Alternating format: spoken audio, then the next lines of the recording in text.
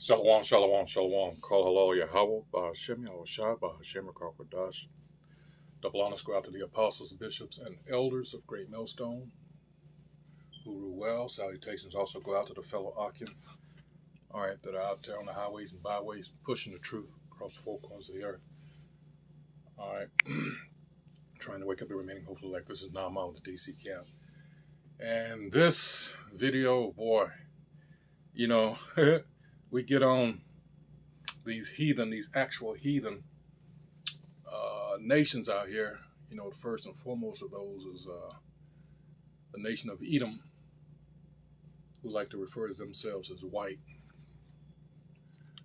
But, you know, our own people, man, this is, wow. Anyway, the name of this is, the video at least, is I Wish You Didn't Trust Me So Much. And you can guess where this is going. This is about Bobby Womack. It says the betrayal of Sam Cooke. Well, wait till you hear this. And even though Sam Cooke, sometime this year will be 60 years since his murder. This guy right here, I mean, Sam Cooke took him in. He was his protege. Boy, oh boy, oh boy. Let's just go into it. Boy, Jake is indeed, as the scriptures say, taught the wicked one his ways. Wow. Here we go. For Bobby Womack, audacity was at an all-time high. He showed up to his friend Sam Cooke's funeral, driving his car, wearing one of his best suits, with his widow, who he ended up marrying 3 months later, and then he cheated on her with her own daughter. Bobby Womack was a menace, and his story is even crazier than that. Let's unpack this.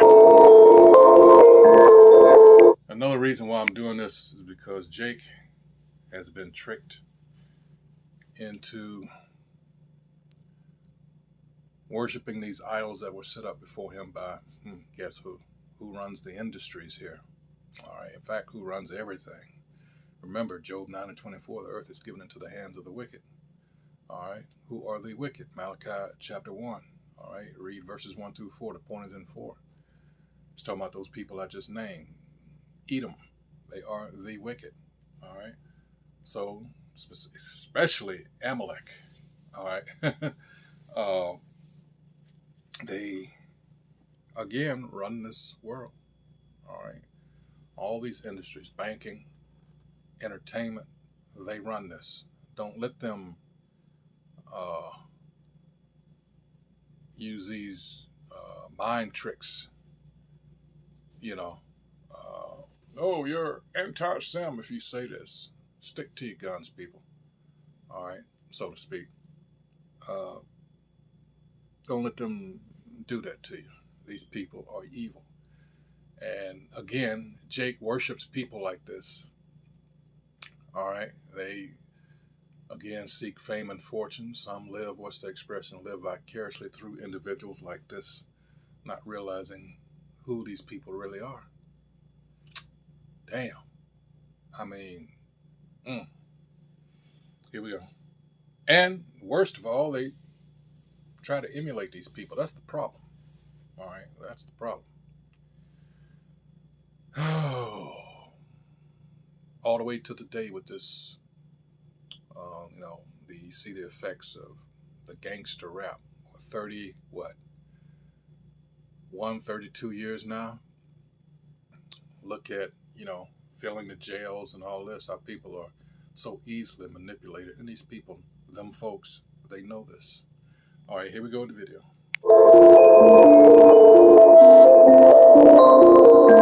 To understand the magnitude of what he did, I'll have to give you a small backstory of their history. In the 1950s, Bobby started his singing career in his family's gospel group, the Womack Brothers. He first met Cooke when his dad arranged for the group to open up for his band, the Soul Stirrers. Cooke started a record company in 1961 called SAR Records and signed the group. They released a few singles, including Couldn't Hear Nobody Pray, but all the singles failed to chart. Cooke realized the group's sound wasn't working and convinced them to switch from gospel to secular music to broaden their reach. After he changed the group's name to the Valentinos, they recorded the single Looking for a Love, which was a pop rendition of Couldn't Hear Nobody Pray. Well,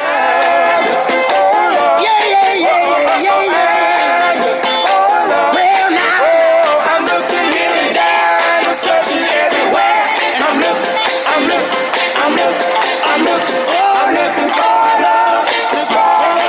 song peaked at 72 on Billboard's Hot 100 and sold over 2 million copies. Cook had a closer relationship with Bobby in the group and considered him his protege. Unfortunately, their friendship was cut short when Cook was killed in 1964 at the Hacienda Motel by the motel's manager. She claims she shot him in self-defense, but there's conflicting stories surrounding that, but that's for another video. Cook had 2 funeral services, one in Chicago and one in LA. The first funeral was on December 18th. Let me do this real quick while it's on my mind because I'm using someone else's work here, and he did an excellent job. You want to check out his site. This is a copyright disclaimer. This is under Section 107 of the Copyright Act of 1976.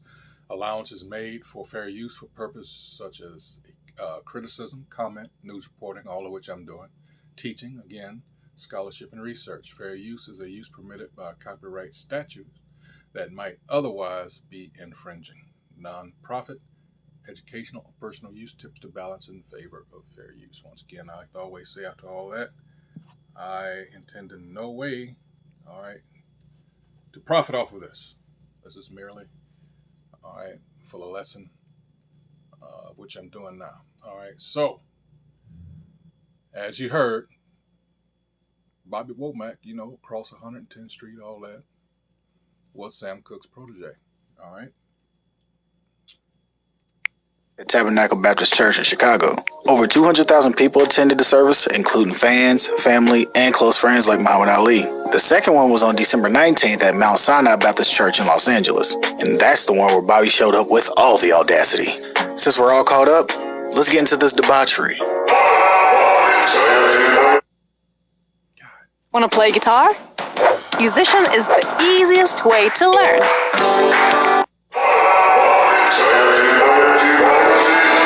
On March 5th, a few months after Cook's funeral, Bobby and Barbara got married at the Los Angeles courthouse.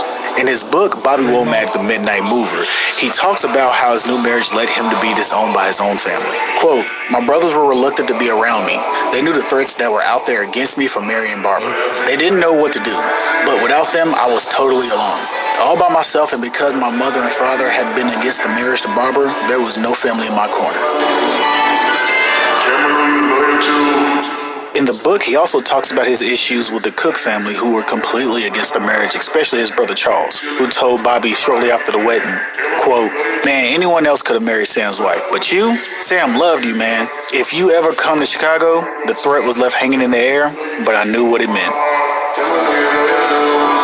The issues with the Cook family even got physical. In his book, he recounts the altercation between him and Charlie in Chicago. Quote, "I figured if Charlie was going to do something, I wanted to get it over with and done. Barbara and I flew to Chicago. We checked into the Roberts Motel and I called Charlie. I told him, I'm here. We're in 2112 in the motel room. Barbara busied herself loading the bullets into the pistol. Barbara had a mean streak in her. Understand, Barbara is Sam Cooke's widow. So at this point, like he's saying, they flew to Chicago. He was of the frame of mind, well, if anything, I don't want to be looking over my shoulder. Let's get it over with. Fuck it. So he calls Sam Cooke's brother.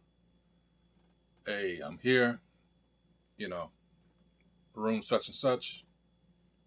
Whatever. So Sam Cooke's widow is loading a gun. All right. Like, damn. Her. My God. Whoa. Continuing on, man. Charlie showed up with his 2 brothers, David and LC. I opened the door and Charlie punched me. He beat me so bad my whole head swelled up like a melon. My teeth came through my lip. He beat me unconscious. He even broke my jaw. Barbara came out the bathroom screaming. She made a grab for the gun, pointed it, pulled the trigger, and it clicked. I had removed the bullets when she went to the bathroom before our guest arrived. Charlie and his brothers left. The cops were called. When they arrived and saw my condition, they said Charlie would do time. They arrested him that evening, but I declined to press charges. He was released, and Barbara and I went on with our lives. You would think after this whole Us versus the World, Bonnie and Clyde ordeal they just went through that it would actually keep them together. But that's not true. Because Barbara actually ended up filing for divorce in 1970. And the reason why? Because Bobby was sleeping with her teenage daughter, Linda. Bobby was different, man. See, all this over coveting. Now, I can't say for sure because it hasn't been verified that they were getting it on while Sam Cooke was alive. So I can't go from the adultery aspect of it. But in order for that, for 3 months for them to get married, at the very least, he had to covet. And what's that? That's that's against thou shalt not covet. Well, let's go get that. All right. Now, the adultery part comes in later. Also, Leviticus, 18th chapter. We'll get all that. All right, let's go to Exodus. Let's see. Exodus 20. Let's see. We're talking about idols. What? I am the Lord. Let's start at 2. It says, I am the Most High Yahweh, thy power, which have brought thee out of the land of Egypt, out of the house of bondage. Thou shalt have no other gods before me. What did I say about idol worship at the beginning? See, that's where Jake, see? You know, these are people, you know, at the end of the day. Subject to all kinds of, you know, demons messing with them and everything. You know, you're going to, because of money? Because they make money? Again, who controls all of this? Skipping down to the point. Let's see. All right. It says, let's see. Here it is.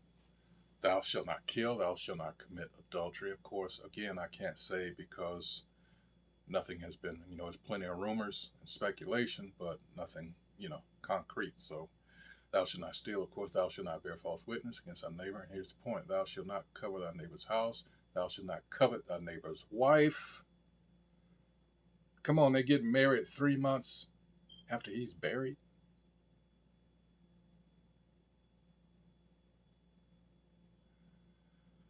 Nor his manservant, nor his maidservant, nor his ox, nor his ass, nor anything that is thy neighbor's. So at the very least, he was checking out. All right. The former Mrs. Cooke. All right. Which, if anything, he did, committed it in his mind, same thing. All right. So we could go there, but, you know. Oh, and this part where they're talking about now, I'll let them finish here. Oh. And the reason why? Because Bobby was sleeping with her teenage daughter, Linda. Bobby was different, man.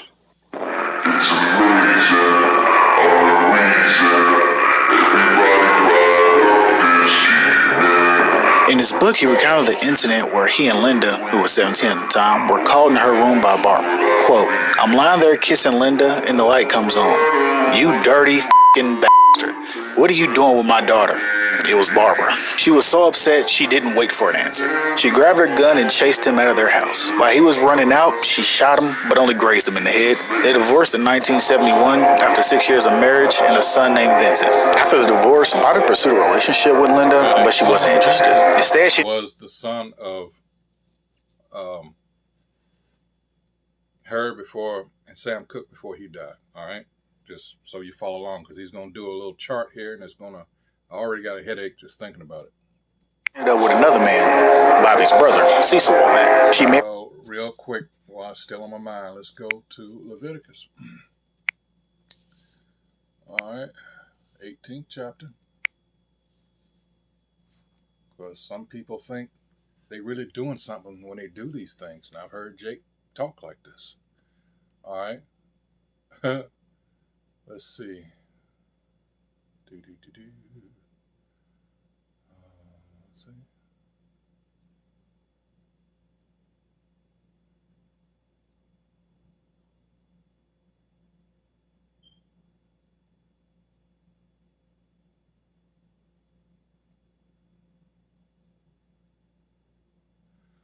This is 17. Leviticus 18 and 17. Thou shalt not uncover the nakedness of a woman and her daughter. Neither shalt thou take her son's daughter, or her daughter's daughter to uncover her nakedness, for they are her near kinswomen. It is wickedness.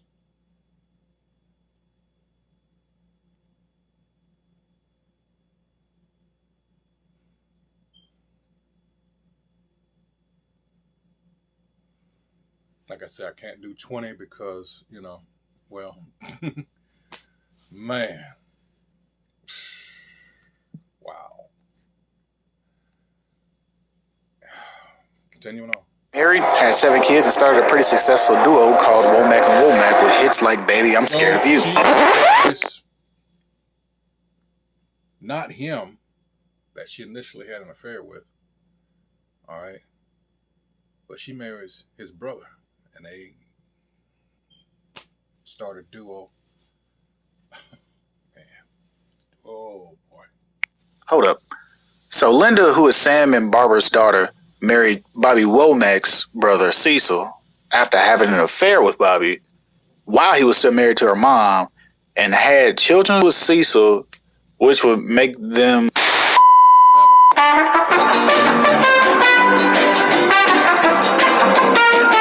Process that shit.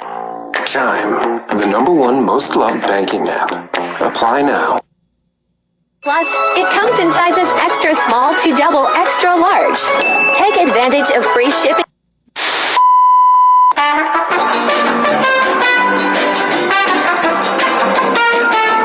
Okay, so I made a PowerPoint to make sense of how confusing this actual family is. And it's called the Web of Womack because, believe me, once you look at it, you'll see why I call it a web. So there's 5 different type of relationships in this web. There's siblings, parents, married, got cheated on, or just done dirty. So there's 11 different anchors in this web. There's Barbara Cook, Vince Cook, Linda Cook, Sam Cook, Mary Wells, Vince Womack, Bobby Womack, Curtis Womack, Cecil Womack, 7 kids, and 3 kids. Those will make more sense on the next slide. So I have to fill in a few blanks on here because I didn't talk about a couple of these people. But we're going to start with the top right. The top right is actually Vincent Cook, who is the son of Barbara and Sam Cook. He died at a very young age. I believe he drowned, if I'm not mistaken. Below him is actually Mary Wells, who is the first wife of Cecil Womack. Below her is actually Curtis Womack, who is the brother of Bobby and Cecil. But below him would be the 3 kids that Cecil has with Mary Wells, but I couldn't find a picture of all of them together, so I just put a blank there. To the left of Cecil is the 7 kids that he has with Linda, and above the 7 kids is actually Bobby Womack's son, Vincent Womack, who he has with Barbara. Now, I did not speak wrong on this. Yes, Bobby Womack and Barbara named their son Vincent after she lost her son with Sam that was called Vincent. It's getting out of hand at this point. But okay, so those are the people right here. Let's go to the next slide. So this slide is everyone who is siblings. As you can see, Linda Cook, Vincent Womack, and Vincent Cook are siblings because Linda, Vince, and Vince all share the same mother. Bobby, Cecil, and Curtis are siblings because they're all Womacks, and the 7 kids and the 3 kids both share Cecil Womack as their father. So this slide actually shows who is the parents of everyone that's on the list. So as you can see, Barbara Cook is the mother of Linda, Vincent, and Vincent. Sam Cook is the father of Linda and Vince. Mary Wells is the mother of the 3 kids. And Cecil Womack is also the father of those 3 kids. But if you look at it, Cecil Womack is the father of the 7 kids with Linda Cook, and Bobby Womack is the father of Vincent with Barbara. So this shows everyone who's been married. So Barbara married Sam and Bobby, and Cecil married Linda and Mary. And this is the cheated slide. So Bobby cheated with Linda while he was with Barbara, and apparently Mary cheated with Curtis while she was married to Cecil. This is the done dirty slide. How this works is that it's pretty much everybody who did everybody else dirty. So Mary and Curtis did Cecil dirty because they cheated while Mary was married to Cecil. Linda did Barbara dirty because she cheated with Bobby while they was married. Bobby did Barbara dirty because he cheated with her daughter while they was married. Bobby did Sam dirty because he married his wife 3 months after he died, and Barbara did Sam dirty because she married his friend 3 months after he died. And this is why I call it the Web of Womack. Look how much overlap this has with these 11 different boxes. This is preposterous. Well, it's not so much what Barbara did after Sam Cooke, that because at that point he's dead, so she's released from that vow. That's in Romans. All right, but who knows what was going on before? And that's the thing, and what leads me to believe that it was some stuff going on. Like, come on now. This is Proverbs 6, and I will start at, let's see.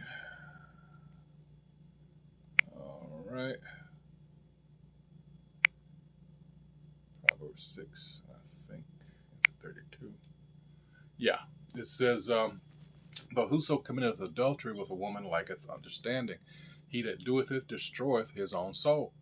A wound and dishonor shall he get, and his reproach shall not be wiped away. For jealousy is the rage of a man, therefore he will not spare in the day of vengeance. And Sam Cooke's brothers took care of that part. All right, they beat you heard it. They beat the shit out of that man. All right, almost killed him. Let's see. Do I have anything else? Hold on. Hold on.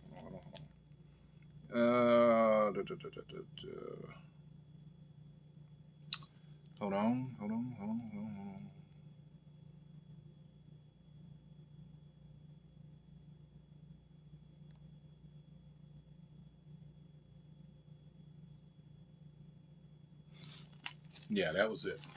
Void of understanding. That's exactly what was going on here.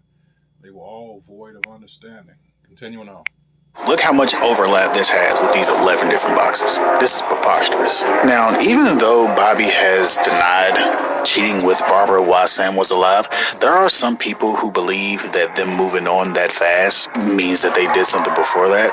Bobby actually released a song called I Wish You Didn't Trust Me that people think is geared towards Sam Cooke, even though he wrote it 20 years after he died. But it does shine a little light on maybe there might have been some infidelity. When I first started this video, I thought Bobby Womack was a menace. Now I know he is, but he's not alone. His whole family is a menace. From brothers sleeping with brothers' wives to underage daughters sleeping with mom's husband, getting shot in the head, protege sleeping with the mentor's wife after he dies, brothers beating up your brother's ops to allegedly writing a diss track 20 years after somebody dies. But it was entertaining, I'll give him that, with the twists and turns and all that good stuff. But if you have been watching it this long, thank you very much, because this did take a lot of work to do, and I appreciate you viewing, and hopefully I can do something like this again. Thank you. Like, damn, man. Jake just don't get it, don't want to listen. But that's all right. You know what's coming here? Now I hear through that grapevine that April, we'll just have to see, is going to be when they're going to do the switch as far as the currency is concerned, where the dollar will no longer be, like I say, we'll just have to wait and see. That's what I keep hearing here. Just putting that out there. But like I said, we'll see. So like I always like to say towards the end here, prayer is so very important, because these devils, trust you me, all right, they're speeding things up, especially here in America. And its ally, or what few allies they have left, typically, Israel. Those Israelis, I don't even like to say Israel, Israelis, or the state of Israel. Those frauds, they see, their grasp on this world slipping away. All right, because they're behind with the BRICS and all that. But trust me, they're all up in there too. So, but America now is showing its ass in that to its own citizens. They're letting all these people come across. People at airports are complaining that, I'm talking about American citizens, that have to stand and be screened, and they see all these immigrants, migrants, being just allowed to come on through. Nobody else is like, what the fuck is going on here? This is being allowed. So, you know, I just have to mention this because, like I said, time is short. You know, expect some kind of wag the dog event, some kind of false flag, whatever have you, in order for them to circumvent the Constitution. And that's been taking place ever since 9/11. What do you think that was all about? And for all you people that still think all this is conspiracy theory that we tell you, keep thinking that. All right. Same thing with this shot that everybody had to get, and that's not over. That's on the verge of coming back very shortly here, because they have to find a way to keep people off the streets, out of these stores, so much as they have to complete this infrastructure they want to set up with the cashless society, the digital currency that they want to implement. It's all about control, people. It always has been. All right. So again, so you people that keep thinking that things are a conspiracy, all right, no problem. Keep thinking that. But hey, you know, for those that we keep telling you what they're trying to do here, ultimately it's going to be famine of the word, and you're going to be running around here trying to, well, where are those guys that were on the corners? And because nobody else is, well, very few people are, you know, they are telling you that things are coming about, but they're not linking it up with scriptures. All right. These people that, and it's sad because as the scriptures say, you know, a lot of these people are more hip to what's, I'm paraphrasing, more hip to what's going on than the children of light, you know. That's sad, but hey, it's prophecy. Hey, so once again, I hope you were edified through this video. And until the next one, hey, shalom, shalom.